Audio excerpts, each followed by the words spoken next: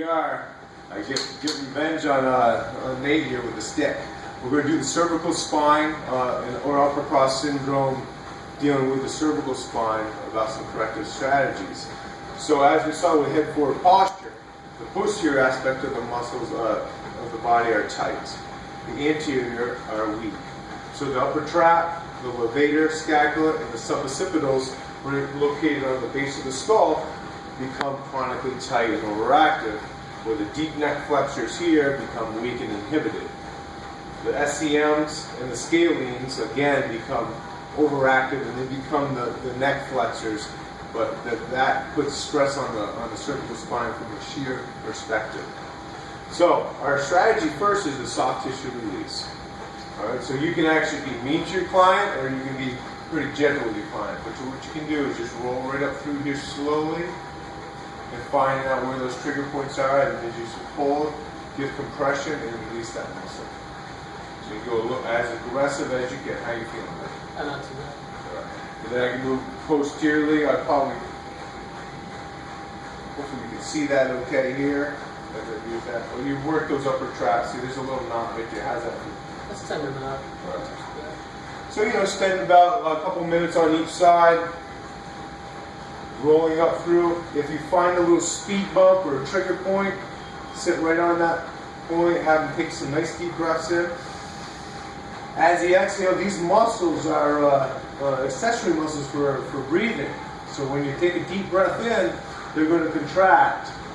And then as you exhale, they relax. So that's a nice strategy to relax these muscles. Our goal here is to relax these muscles, release these muscles, stretch these muscles, and that's going to set us up for better strengthening of the deep cervical neck flexors. So, for the stretches, you can do seated. He can tuck his chin and come down and do basic overpressure. You don't want to pull down on the neck too hard, just enough pressure to feel a stretch right down the posterior aspect of his neck. How's that feeling?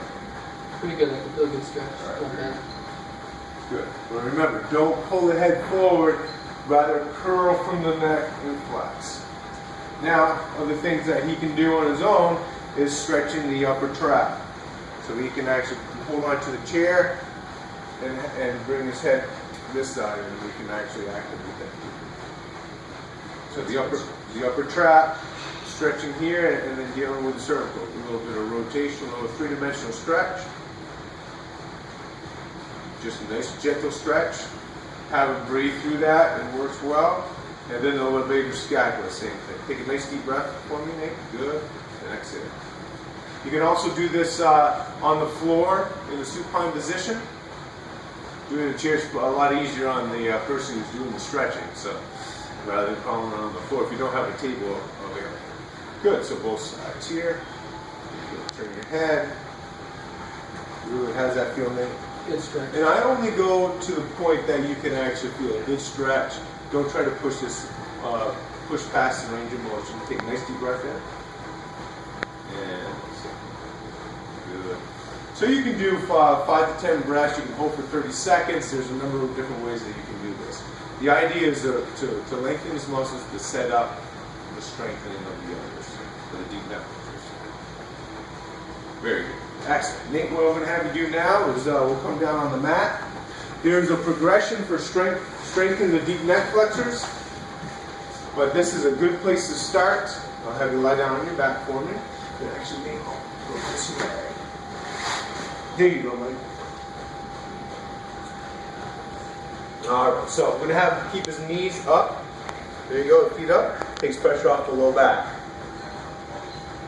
Now, what he's going to do first is to stimulate these deep neck flexors by flexing his chin. Now, what my cues for this is to think about a pin going through the earlobes, through the occipital and the first cervical vertebra. That's your axis of rotation. Then they come on up, and then go. Good. Now, what you're doing here, you're actually strengthening those deep neck flexors, just like little abdominals in the neck. But you're actually stretching the posterior aspect of those tight muscles also, especially those suboccipital muscles on the base of the skull. How does that feel for you? Good. Good. Come on up again, and then pivot. Good. So pivoting right through the ear, the holes of the ears. Good. Good. All right. Now, progression for this is to tuck, and then you're going to curl your head right up, and then slowly reverse that curl and down. Good. So you're going to tuck first, then curl. Very good. Come on down. Nice. And you'll see a little shaking going on. That's just working those muscles that usually don't get worked. Tuck, curl. Very good, Nate. How you feeling? Good. Excellent. A nice cue to use with this is tongue pressed to the roof of the mouth. That will stimulate other deep neck flexors to help stabilize the cervical spine. So they tuck and left. Excellent. Be aware of repetitions, because after a while the endurance of the muscle will give out, and what you may see is these deep, SCMs and the scalenes taking over. So I'm going to support your neck, Nate, and then that's what you'll see. You'll see a chin jutting forward like this. That puts a tremendous amount of pressure on the back of the neck. Go ahead and relax. And also incorporates those muscles to contract to shear the spine forward. So, got to make sure that chin is tucked and it curls, and then back down, and you're going to avoid the shearing of the neck forward. So that comes into play when we want to do our regular abdominal exercises. That's the position of the neck rather than letting the head go towards the ceiling. Thank you very much, Nate. And we're going to come back and cover the shoulder part of the upper cross syndrome.